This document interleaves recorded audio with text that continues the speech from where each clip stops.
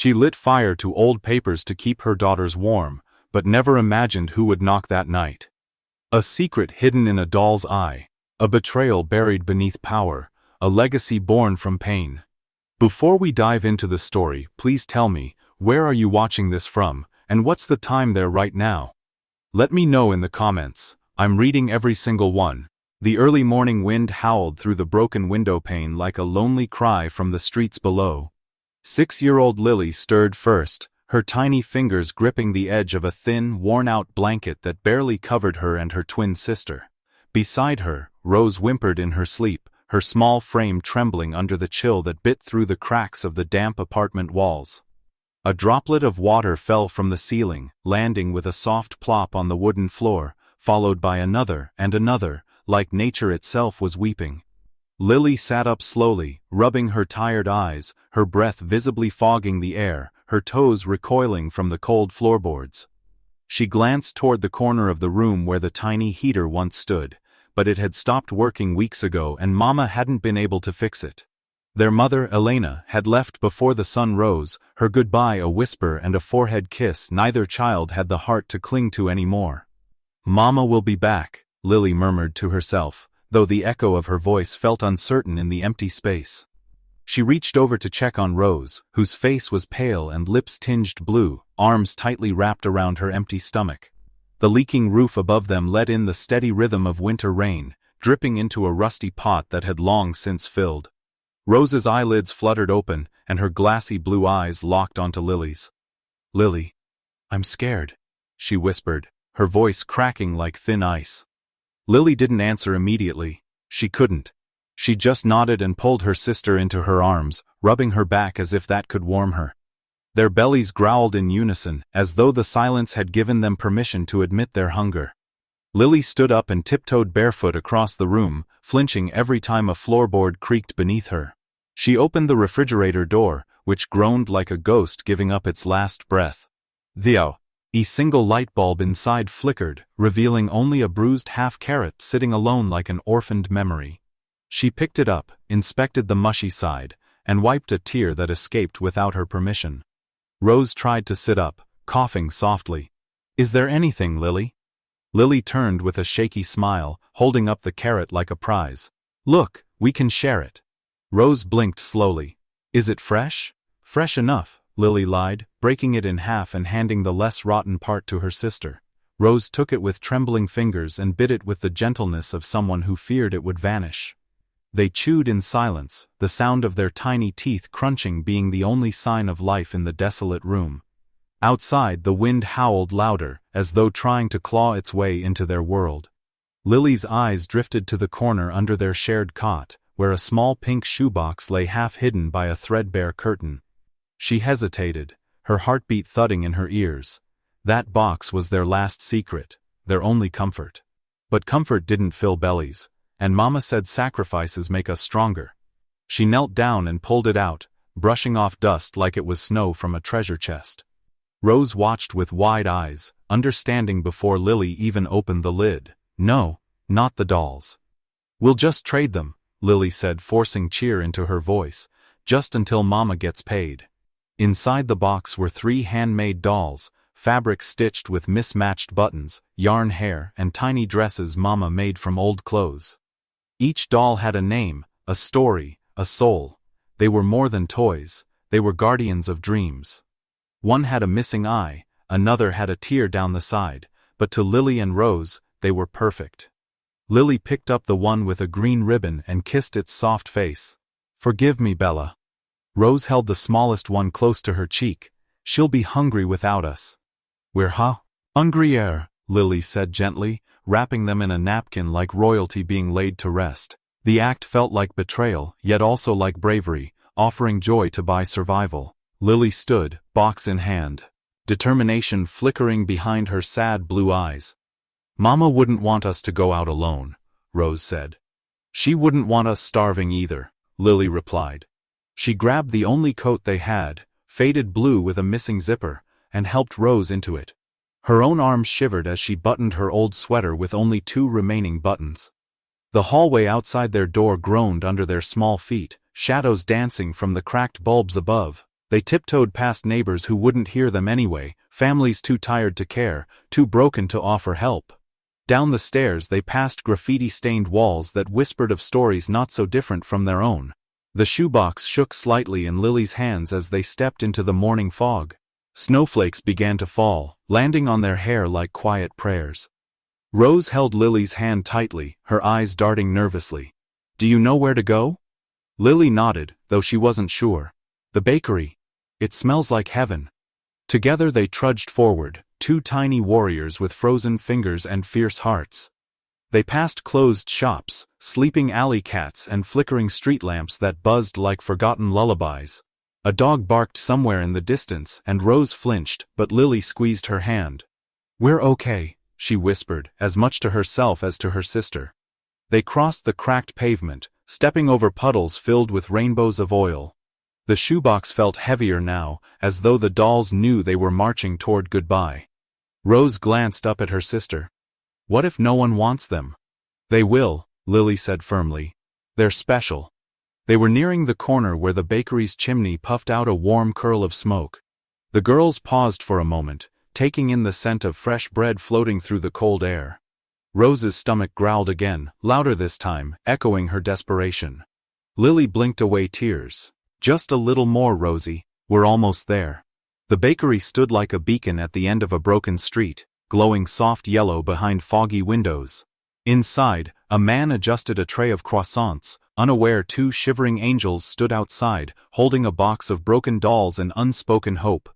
The girls stepped forward, their courage wrapped in yarn and stitched seams. They didn't know who they would meet, or how the day would change their fate. But they knew they had to try, because when the world forgets you, you trade love for bread, and sometimes, even broken things can open the door to miracles. The bell above the bakery door chimed gently as Lily pushed it open, its delicate ring barely louder than the pounding of her tiny heart. Warmth wrapped around the twins like an invisible blanket, the scent of cinnamon, sugar and butter curling through the air like a loving arm. Rose inhaled sharply, tears pooling in her eyes, not from sadness this time, but from the sudden comfort that felt too good to be real.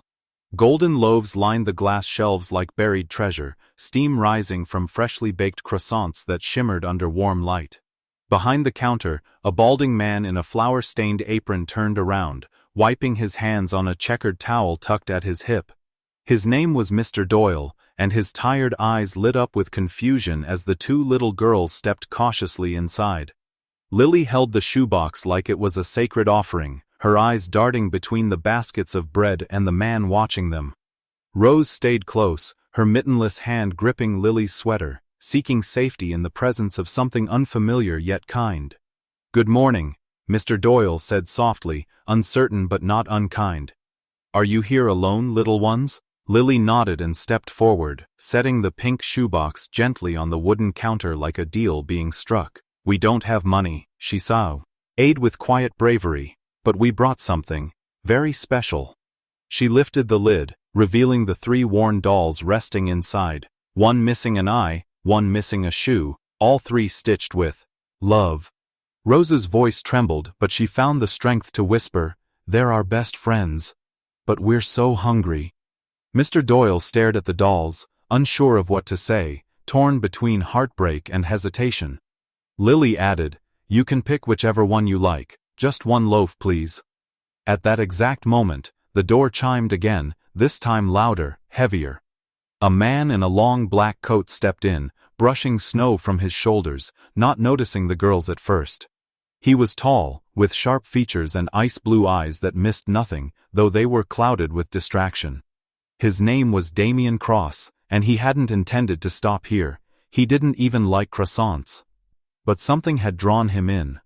A pull, a whisper, a scent from the past maybe, or fate. He stood behind the girls silently, watching, until Rose's tiny voice cracked through the still air. "Please, sir, we'll give you our best friends for just one loaf." Damian's body locked, his hand froze as it reached toward his wallet, his breath caught like a hiccup of the soul. He looked down. The dolls, one of them, faded blue dress, yarn hair, and a single black button for an eye. His mind was no longer in the bakery. It was in a bedroom long ago, with pink wallpaper and music boxes and a sick little girl holding a doll that looked just like this one. Her name had been Sophie, and she had clung to that broken doll as her fever worsened, as their father turned away, as Damian stood helpless. That missing eye, that same innocent craftsmanship, that same unbearable ache. The air in the bakery thickened, like grief had joined the room. Rose turned, sensing someone behind her, and locked eyes with Damian. She flinched slightly but didn't step back. He saw her tiny face, hollow cheeks, cracked lips, but a gaze that held unspoken strength. Are you their father?" Mr. Doyle asked cautiously, misunderstanding the moment. Damian didn't answer. His voice had vanished somewhere deep in his chest. Lily turned too, startled by the man's presence, but quickly stepped in front of Rose protectively. "We're not begging," she said, her chin quivering. "We just don't want to be hungry anymore." Mr. Doyle's expression softened. "I didn't say you were, and I don't need dolls to give you bread." He reached for a loaf, warm, crusty, sweet, and started to wrap it in brown paper. But Lily shook her head. "We want to trade. That's fair. Mama says don't ever take something for nothing." Damian swallowed hard, the image of Sophie lying in that hospital bed searing behind his eyes. He couldn't look away from the dolls, couldn't shake the eerie familiarity. His fingers slowly reached toward the box, hovering just above the doll with the missing eye, then pulling back like it had burned him. Rose looked up at him, unsure why the man looked like he'd seen a ghost. Mr. Doyle cleared his throat and handed the loaf across the counter, but gently nudged the dolls back toward the girls. "Keep them," he said. "Friends like these are worth more than bread." Lily hesitated, heart torn between pride and gratitude. Then Damian did something that surprised them all. He pulled out his wallet and slid several crisp bills onto the counter. "For the bread," he murmured, finally finding his voice. "And, for the dolls," Lily gasped. "You want them?" He nodded slowly, eyes never leaving that one-eyed face stitched from innocence and memory. Rose looked at Lily for guidance, and Lily gave the faintest nod. She handed the doll to Damian, her small hands trembling as though she were giving away a piece of her soul. Damian accepted it like it was glass, fragile, sacred. He stared at it, lost in time, unaware that his eyes were now glistening. The bakery seemed quieter now, like even the ovens had stopped to watch. Mr. Doyle glanced between them, unsure what had just happened, but sensing it was something larger than bread and broken toys. Damian finally looked at the girls and whispered, "What's your name?" "Lily," the older one replied. "And she's Rose." Beautiful names, he thought, but couldn't say it aloud. He nodded once and stepped back, tucking the doll carefully inside his coat like it was a secret. Rose held the bread tightly, as if afraid it might disappear. The door chimed again as Damian exited, the cold sweeping in briefly like a curtain before falling still once more. Mr. Doyle leaned over the counter. "You two be careful out there." Lily smiled, just barely. "We will, thank you." As they stepped back into the snow, their arms full but hearts unsure, Rose whispered, "He looked sad." Lily replied, "I think. Maybe he knew the doll before we did." Neither noticed that Damian hadn't walked far. Across the street, inside a black SUV, he stood watching the twins walk away, their footprints small and fading behind them. He couldn't move, couldn't blink. That missing eye in the doll still stared up at him, as if Sophie was speaking through it. And deep inside, something he'd buried for years began to rise. Guilt, grief, or maybe something closer to redemption. Damian stood motionless behind the tinted glass of his sleek black SUV, the city snow melting softly against the windshield, blurring the world like a half-forgotten memory. Inside his chest, something cracked, quietly, dangerously, like a window pressed too long against the wind. He watched the two little girls disappear around the corner, their arms clinging to bread, their heads bowed against the cold. He didn't tell his driver to move, he didn't blink. He just stared, as if the answer to everything he'd ever lost was sewn into the fabric of a one-eyed doll. Then, slowly, he opened the door and stepped out, the bitter wind slicing across his face like punishment. His shoes crunched over salted pavement as he followed from a careful distance, his long coat billowing behind him like a shadow trying to keep up. The girls didn't notice. They were too focused on getting home before the bread turned cold or the world turned cruel again. Block after block they walked, passing shuttered buildings, broken streetlights, and the quiet kind of darkness that lives in forgotten neighborhoods. Damian stayed back, his footsteps silent, his heartbeat louder than the traffic beyond the bridge. He'd walked streets like these once. But not as a savior, as a prisoner. Finally, the girls stopped outside a crumbling tenement, its brick walls stained with time, its windows either shattered or sealed with plastic. They slipped inside without a key, the door groaning open like it didn't want to be disturbed. Damian halted on the sidewalk, staring at the building as if it were a portal to the past. His phone buzzed in his pocket. He didn't answer, not now, not while the ghosts were stirring.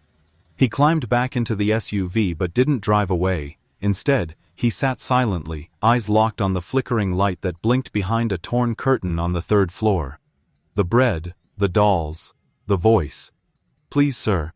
We'll give you our best friends for just one loaf." That line looped in his head like a broken record, except it wasn't Rose's voice anymore. It was Sophie's. 8 years old, pale cheeks, whispers too soft to fight the silence of that mansion. "Damian, I'm hungry." He had begged their father to listen, to call a doctor, to stop pretending Sophie's frail body would fix itself. But power made men deaf, and pride made them cruel. Their father sat in leather chairs, sipping wine worth more than their neighborhood, while Sophie lay in a drafty nursery, fevered and forgotten. Damian had snuck her crackers from the servant's pantry, just like Lily. He had sold his watch to buy her medicine once. He'd tried. But it hadn't been enough. She'd died clutching a broken doll, its stitched eye missing, her fingers tangled in it, its yarn hair like it was her last anchor to innocence. Damian blinked hard, banishing the image, but grief doesn't leave just because you tell it to. The curtain upstairs fluttered. A shadow moved. Suddenly, the door to the building creaked open again. Damian leaned forward in his seat as a woman stepped into view, thin, pale, wrapped in a coat far too thin for the night's bite. Her hair was unwashed, tied back in a messy knot, her eyes sunken, her hands trembling. This was their mother, Elena. She clutched a plastic bag that sagged with what little she'd managed to find or beg for. Her steps were slow, deliberate, as though each one required permission from muscles too tired to care. She disappeared inside. Moments later, the curtain lifted again. A flickering bulb lit the room for a second, just enough for Damian to see the outline of 3 small figures. The girls were showing her something. Their hands moved excitedly. They held up the loaf. And then, Elena's legs buckled. She fell to her knees as if gravity had finally won. From his car, Damian sat bolt upright, his breath catching as her silhouette collapsed against the wall. He grabbed the door handle but froze. What would he say? What could he offer? Apologies? They don't feed children. Money? It never brought Sophie back. And yet, something inside him, something deeper than charity, began to stir like an old engine trying to start again. He had once built empires with numbers. Now his heart was doing math of its own. 2 daughters, 1 broken mother, a crumbling apartment, and a man with everything but peace. Elena slowly pulled herself upright, guided by her daughter's tiny hands. They wrapped the bread in napkins, lit a candle on the counter, and sat together on the floor, eating like royalty at a palace table. Damian couldn't hear their voices, but he could see their smiles. Even in ruin, they had each other, and that was more than he'd had growing up in a mansion with marble floors and silence thicker than stone.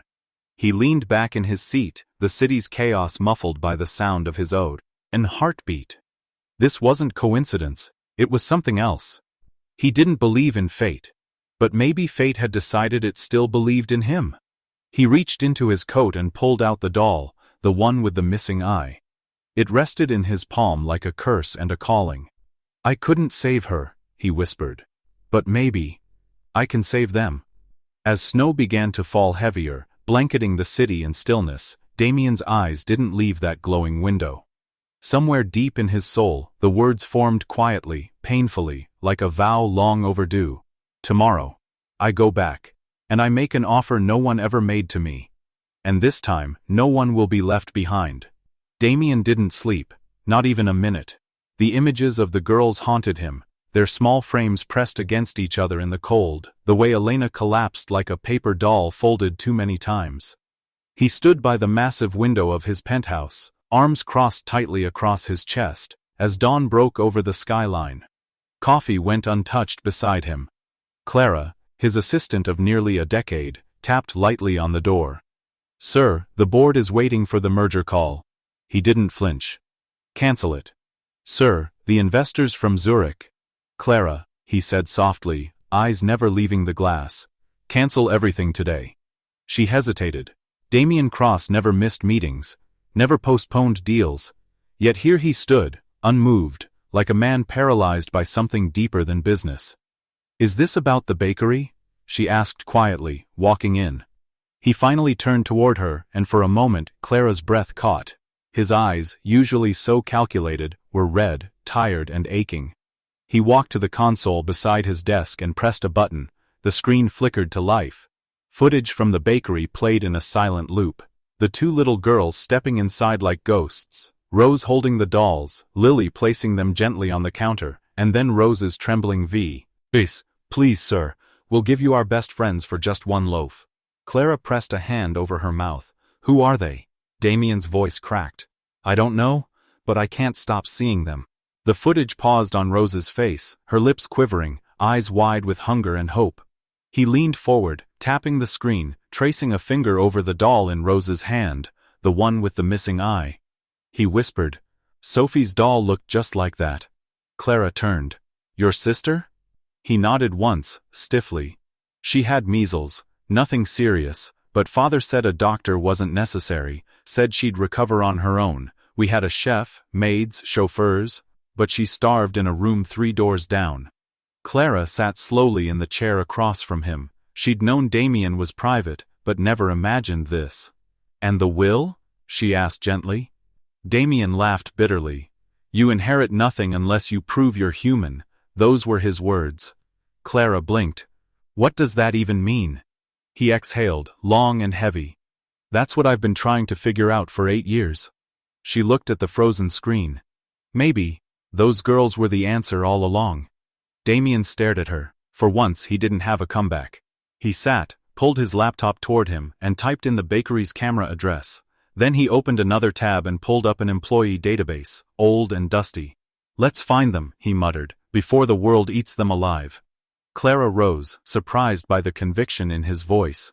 "You really mean to go after them?" Damian's fingers paused on the keyboard. "I don't want to be the man who walks away twice." As he scrolled through employment records from 5 years ago, a name blinked onto the screen. "Elena," he read aloud. Clara walked behind him. "Elena Vasquez, worked in maintenance, terminated, 4 years, 9 months ago." Damian's breath caught. The termination form loaded slowly, undersigned by Damian Cross. His blood ran cold. He staggered back from the desk. "I fired her." Clara's mouth dropped open. You don't remember?" He shook his head. "Maintenance staff turno. Ver is endless. I never even looked at faces back then." He remembered now, barely. A department-wide cut, routine, numbers on paper. But it wasn't routine for Elena. It had been her livelihood. And now, her children were trading toys for bread. Damian collapsed into the chair again. "This is my fault." Clara stepped forward gently. "Then make it right." The screen flickered. A file attachment. Elena's last recorded address. He clicked it. The tenement building appeared, cracks in the walls, rust around the mailbox, and an address burned into his memory. He had been there. Last night. Watching as the twins opened that fragile door. Damian stood up again, his voice clear, steady. "Get the car ready, I need to see her." Clara nodded. "And what will you say?" He looked out the window, the city bustling below, unaware of what was unraveling above. "Whatever it takes."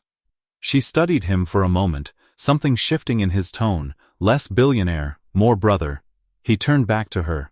"No more security, no press, just me. And what if she slams the door in your face? Then I'll wait outside. For a day, for a week, for as long as it takes to undo what I did." Clara hesitated. "Sir, this could change everything." He nodded. "That's the point." She took a step back. I'll have the driver wait downstairs. As she left, Damian looked again at the screen. Rose's hand clutched that doll like it was a treasure. He whispered, as if to Sophie's ghost, "This time, I won't be too late." And for the first time in years he allowed his heart, not numbers, to lead the way. The woman I fired is the mother of the little girls I can't forget. Rain lashed against the cracked windows like furious fists, thunder rumbling through the hollow apartment like a warning from the past. Inside, Elena crouched near the cold fireplace, feeding it bits of paper, old job applications, eviction notices, faded photographs she couldn't bear to look at anymore. Each flame was like a small funeral for dreams she once believed in. Rose slept on a pile of coats in the corner, her little hand clutching her sister's. Lily stirred beside her, murmuring in her sleep, "Mama, don't cry." Elena blinked back tears, whispering, "I'm trying, baby. I really am." A gust of wind whistled through a crack in the doorframe, making the girls shiver in their sleep. The room was a tomb of broken promises, and the storm outside was writing its eulogy. Then, suddenly, a sharp knock. Once, twice, 3 times, urgent, insistent, like the hand of fate demanding entry. Elena's spine stiffened. No one knocked at this hour. She rushed to the door, barefoot on freezing tile, heart slamming in her chest. "Who's there?" she called, voice tight with fear. Silence. Then, through the peephole, a blurred figure, a man soaked head to toe, hair plastered to his forehead, a suitcase at his side. Elena opened the door a crack, her eyes narrowing. Damian Cross stood there, raindrops clinging to his lashes, breath visible in the icy air. He looked nothing like the man on magazine covers. He looked human. "I can help you," he said simply, his voice rough from wind and memory. Elena's jaw clenched. "You've done enough," she hissed, slamming the door shut. His voice called through the wood. "Please, I didn't know it was you. I didn't remember until—" "I don't care," she shouted. Her shout startled Lily awake. The child blinked toward the door, her gaze sleepy and confused. Elena turned, heart pounding, and stared at her daughters, 2 innocent lives she'd kept alive with threadbare hope. She couldn't let this man, that man, intrude. Another knock. Softer this time. "Let me explain," Damian whispered. Elena swung the door open again, eyes blazing. "Explain what? That you tossed me out like garbage while I was pregnant? That you made me beg strangers for food while your company thrived?" Rain pooled around his expensive shoes, his coat dripping like the apology he couldn't say aloud. "I didn't know," he repeated, softer now, his gaze dropping. "You didn't care to know," Elena spat. Damian lifted the suitcase. "I brought food, blankets, medicine. Just let me help tonight." She shook her head, lips trembling. "My girls don't need charity. They need a father who stayed, a system that works, a world that gives a damn." He flinched as if she'd slapped him. Then a small voice broke the silence. "Mama?" Lily stood barefoot near the doorframe, rubbing her eyes. She looked at Damian, tilted her head and whispered, "Mister, do you know our daddy?" The question hit Damian like a wrecking ball, cracking something deep inside. Elena's breath caught, her knees nearly buckled. "Lily, go back to bed," she said quickly, but her voice betrayed her. Damian knelt down slowly, eye level with the child. His eyes shimmered. "No, sweetheart, I don't." "But you looked like you did," Lily said, her words soft but piercing. I saw you once," Damian said, forcing a smile through the ache in his chest. "And you cried," Lily whispered. Elena gasped. Damian glanced at her. "You cried that day outside the bakery," the little girl added. He swallowed hard. "I did." "Why?" Lily asked. "Because I saw someone I didn't want to lose," he said.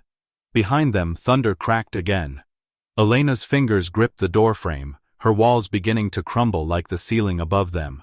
Damian rose slowly, extending the suitcase like an olive branch.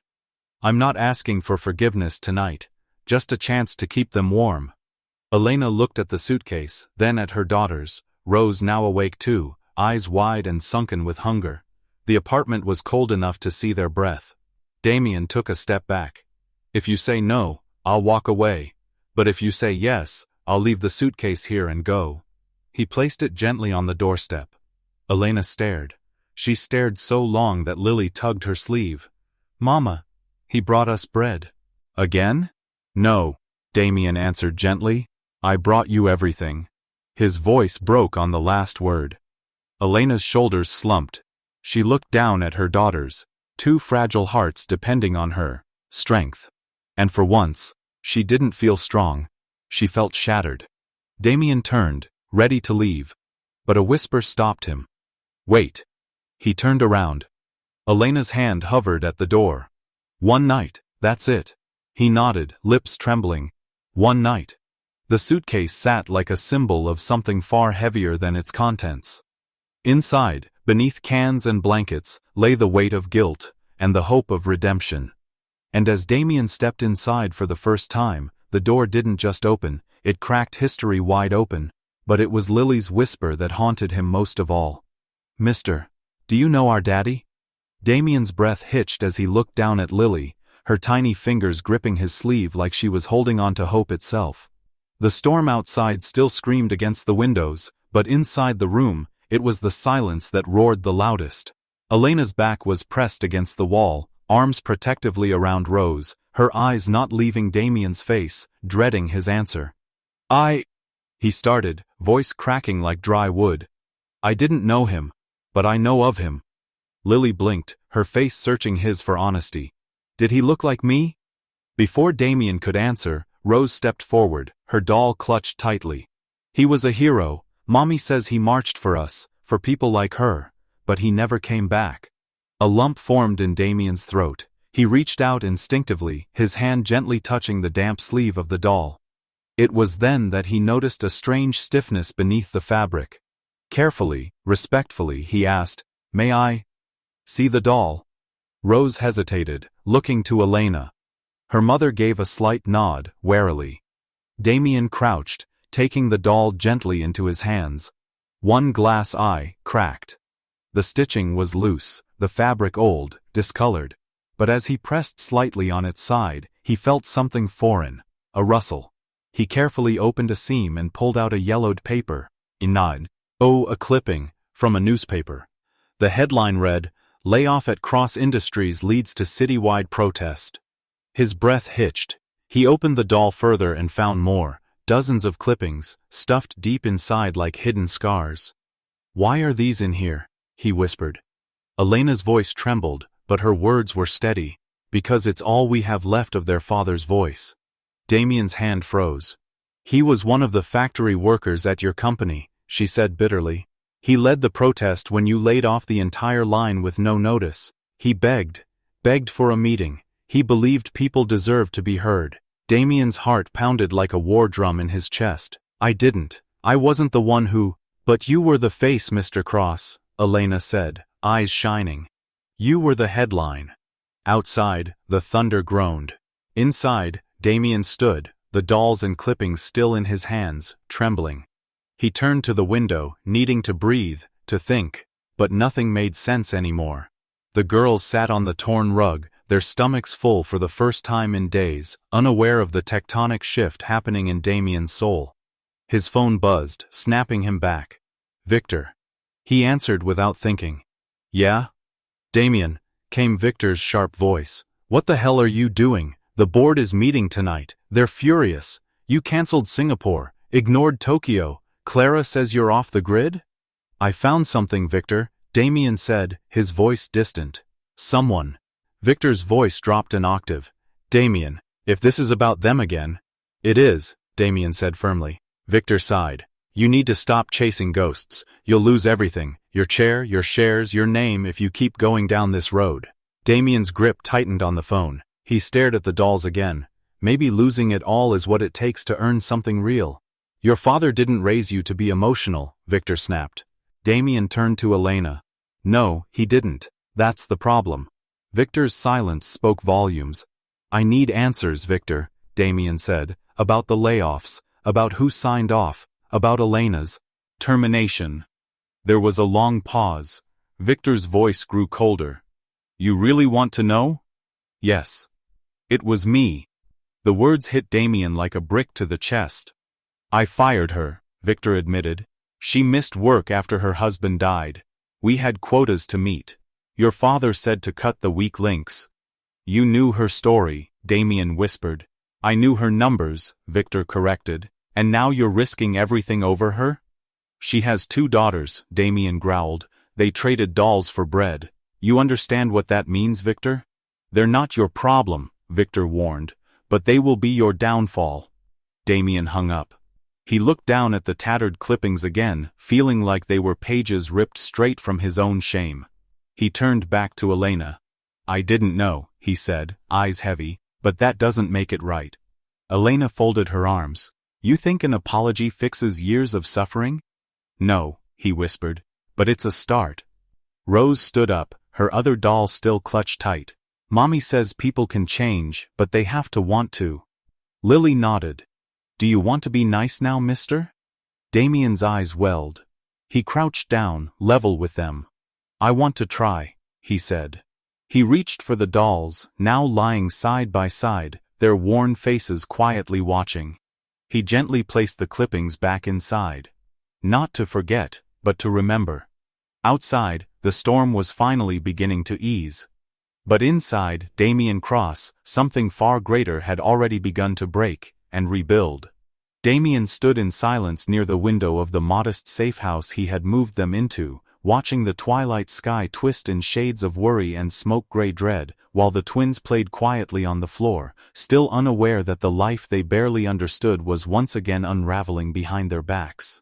Elena, sitting on the edge of a borrowed bed, gripped a fading photo with trembling hands, her eyes rimmed with red as she whispered through clenched teeth, their father swore Cross Industries killed him, and Damian, already hollowed out by guilt, felt the weight of those words brand themselves across the last corner of his conscience that hadn't yet been scarred by regret. Outside, the wind howled like a warning, carrying on it the faintest hint of danger, and within minutes his phone buzzed violently. Clara's voice shook. Sir, their old building. It's gone. Fire. Nothing left. His breath caught, cold dread crawling up his spine as he realized this wasn't random. This was Victor. And as Damian rushed to grab his keys, Lily gently tugged the sleeve of his cashmere coat and whispered, The doll's eye. It's a camera. Daddy hid secrets in us, her voice not even cracking as she delivered the unthinkable truth like a soldier giving orders, and Damian knelt, stunned, holding the fraying doll with the missing glass eye, suddenly understanding why it had haunted him from the moment he saw it, why it mirrored his sister Sophie's doll wasn't just fate, but warning. His fingers shook as he unscrewed the glass socket, finding the faint glint of embedded technology, a pin-sized camera lens nearly imperceptible to the eye, yet real and humming faintly with stored truth. Elena, he said breathlessly, but she was now behind him, eyes wide, mouth parted, horror and realization crashing in one wave. He recorded everything. My God, he knew they'd come for him. Just then, Lily's twin, Rose, appeared in the hallway, holding a burnt edge of one of the doll's old newspaper-stuffed arms, the blackened ink barely readable but the word "lay off" still legible enough to sear. Damian turned and dialed Clara. Secure tech now, I need these dolls scanned. Full deep dive, no traces, full discretion. His voice a blend of command and desperation. Across the city, Victor watched a monitor, sipping feuille. Rome a crystal glass, his smirk growing colder with every puff of smoke rising from the ruins of the tenement as he whispered, You should have stayed in the shadows, Cross. Not knowing how close Damian was to blowing the lid off the company's darkest sins, back at the safe house, Rose sat next to Lily, placing her hand on her sister's, the innocence of their bond giving Elena a moment of emotional collapse. She dropped the photo and finally sobbed, raw and aching, her chest heaving as years of pain bled out in gasps. He tried to save us. No one listened, not even me. And Damian reached for her, his hand hovering, unsure, haunted by her earlier words. You ruined my life. But then, to his shock, she clutched his wrist tightly, looking into his eyes, not with forgiveness, but with a shared grief that finally began to speak louder than blame. Meanwhile, Clara burst into the room with a laptop and USB reader, panting, Sir, our analyst says this tech is military grade. What the hell was her husband involved in? And Damian, still kneeling between broken dolls and broken hearts, felt the air shift as if something monstrous had been unearthed, something that had been buried beneath pink fabric and chipped porcelain all along. "We need to go deeper," he muttered, pulling Elena's husband's name up in Cross Industries records only to find his file sealed under level red clearance, accessible only to the late Mr. Cross, Damian's father. His heart sank as he realized that the man they ruined wasn't just a name on a layoff list. He was silenced, targeted, likely because he knew too much. Outside, a fire truck siren screamed in the distance, distant but symbolic, and Damian rose, walking past the small room where the twins had fallen asleep curled into each other, whispering in dreams about bread and stars and daddies who came back. "You've started something, Damian," Elena said, now standing behind him, the doll cradled in her arms like it was more than a toy, like it was the last piece of a man she'd never truly buried, and for the first time, Damian saw awe in her, not the woman who'd hated him, but the survivor who'd carried truth in silence far too long. "If you stay," she said, "you need to finish what he started." And Damian met her eyes, blue as broken skies, and whispered back, "I won't run this time." But neither of them knew that Victor, now realizing the dolls had been salvaged, was already putting plans in motion far more dangerous than arson, plans to bury secrets permanently, no matter the cost. As night fell like a veil, the safe house lights flickered for a brief moment, and Damian stepped back into the room with the dolls, now aware that he hadn't just saved a family, he had stepped into a war started by ghosts and carried by children.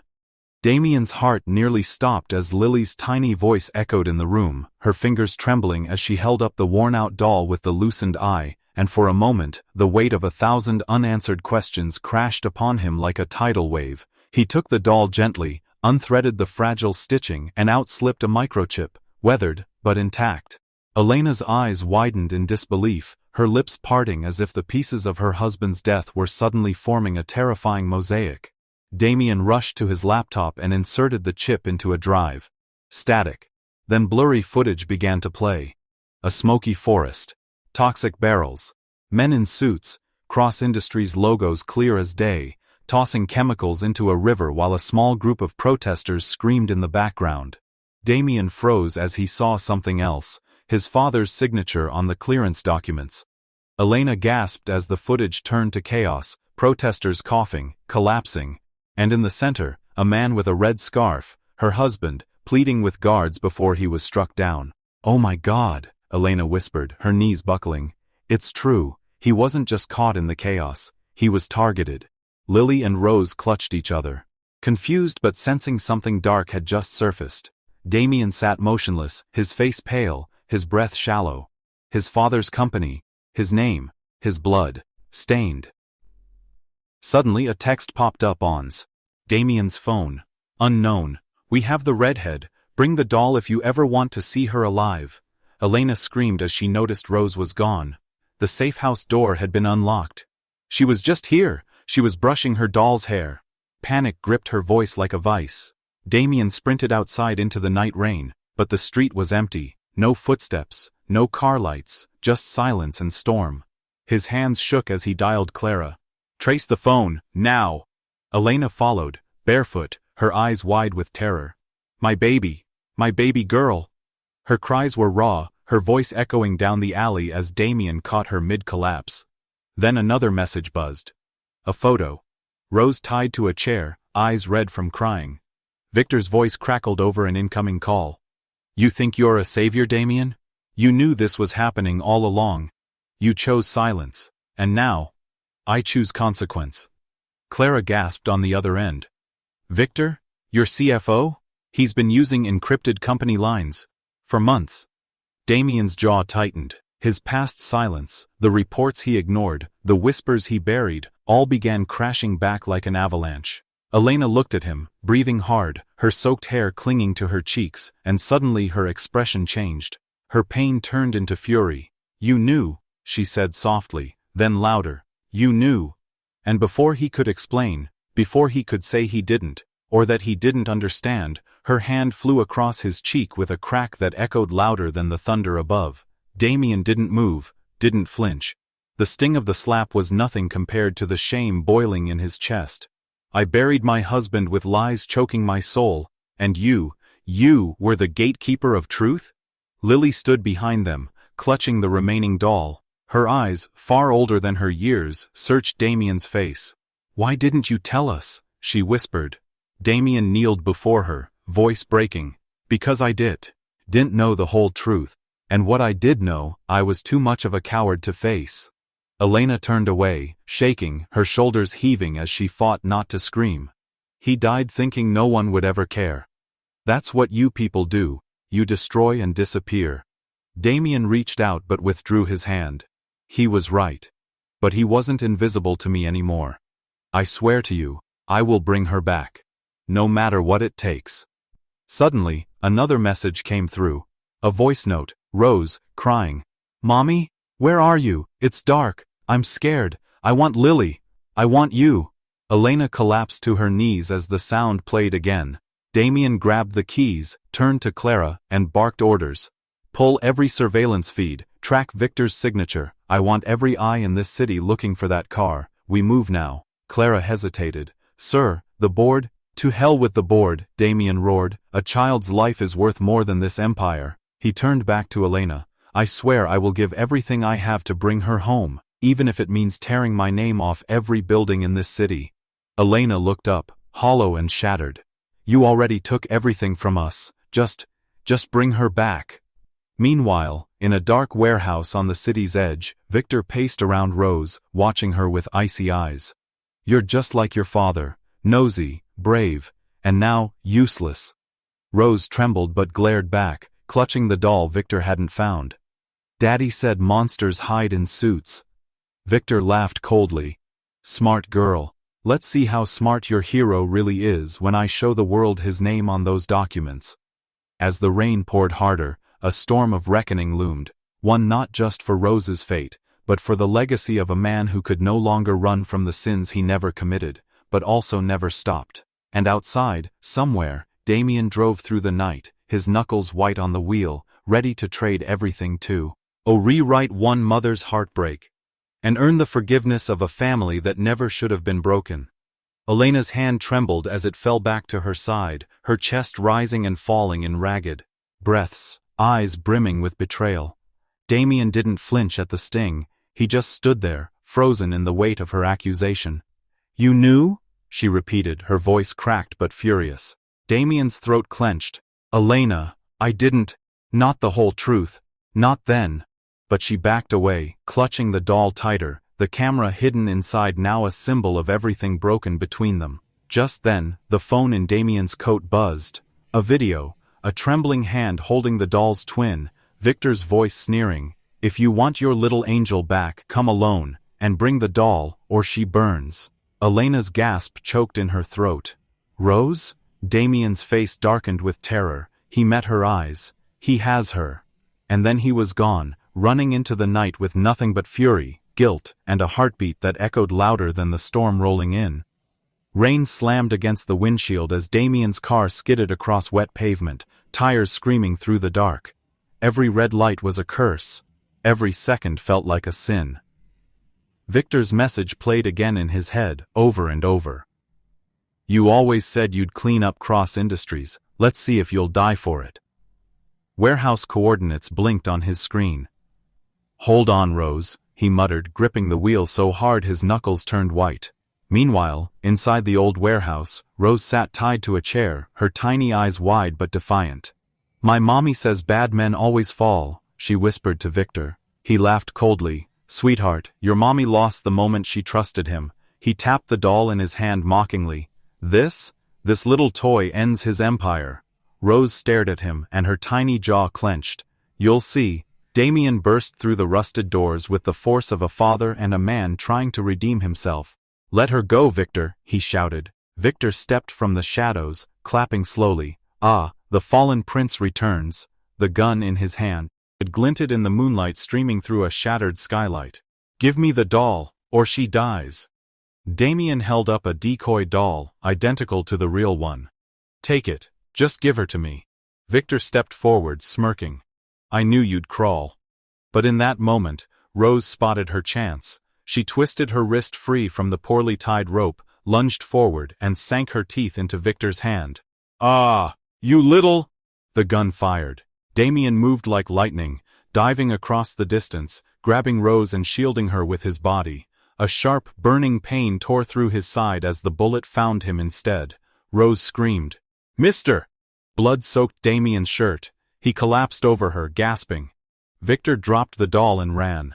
Sirens wailed faintly in the distance. Someone had called them, maybe Elena, maybe fate. Rose held Damian's face, her tiny hands stained with his blood. "Don't close your eyes, please, you're not bad, you're my hero." Damian coughed, pain radiating through every breath. Tell Lily, I'm sorry," he whispered, the world blurring. But Rose wouldn't let go. "You can't die, you can't!"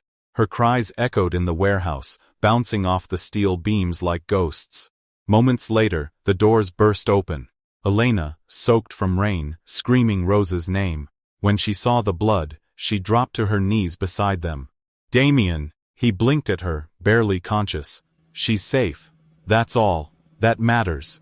Paramedics rushed in, but Elena clutched his hand. "Don't you dare leave after everything. Not now, not like this." Her voice broke. Rose, wrapped in a paramedic's arms, reached for them. "He saved me. He took the bad man's bullet." As Damian was lifted onto the stretcher, his fading eyes locked with Elena's. "I didn't know about the dumping until— too late. But I swear, I was going to make it right." She nodded, tears racing down her cheeks. "Then fight, live, and fix it, for them." Outside, the sirens howled, lights flashing across a city full of shadows and second chances. Rose looked up at the stars through the rain, whispering, "Thank you, mister." As the stretcher disappeared into the night, the world slowed as sirens wailed, red lights flashing over puddles of blood and soot. Damian's eyes fluttered as paramedics lifted him onto the stretcher, Rose clinging to his hand with her tiny fingers, refusing to let go. "He protected me," she whispered to the EMT, her voice trembling. "He's not bad. He's our hero." Elena, breathless from sprinting into the warehouse, collapsed beside them, sobbing as she saw the crimson stains spreading on his shirt. "Don't leave them! Don't leave me again!" she cried, her voice cracking as the paramedics wheeled him toward the ambulance. Lily arrived moments later, tears pouring, clutching her doll tight, its hidden eye blinking red, still recording everything. 3 surgeries, 27 days in ICU, 2 months in silence. Damian woke up to the sound of birds, not machines. When he opened his eyes, sunlight spilled through the window of a private recovery suite, and the first thing he saw was a crude crayon drawing taped to the wall, 3 stick figures holding hands beneath a big heart, labeled, "Our Family." Beneath it, in messy handwriting, "Get well, Daddy Damian." His heart clenched. For once, it didn't feel hollow.